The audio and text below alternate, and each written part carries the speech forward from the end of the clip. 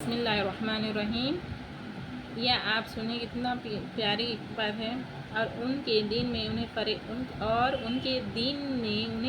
उन्हें फरेब दिया और उस झूठ ने जो बांधते थे। तो कैसी होगी जब हम तुम्हें इकट्ठा करेंगे उस दिन के लिए जिसमें शक नहीं, और हर जान को उसकी कमाई पूरी भर दी जाएगी और उन पर जुल्म ना होगा।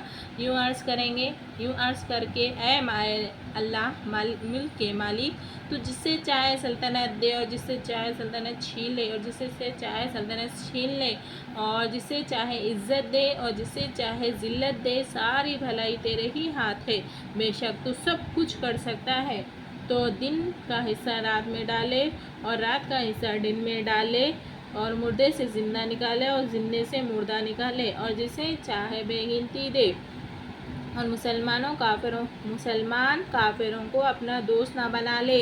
मुसलमानों के सिवा और जो ऐसा करेगा उसे अल्लाह से कुछ इलाक़ा ना रहा मगर ये कि तुम उनसे कुछ डरो, और अल्लाह तुम्हें अपने गज़ब से डराता है।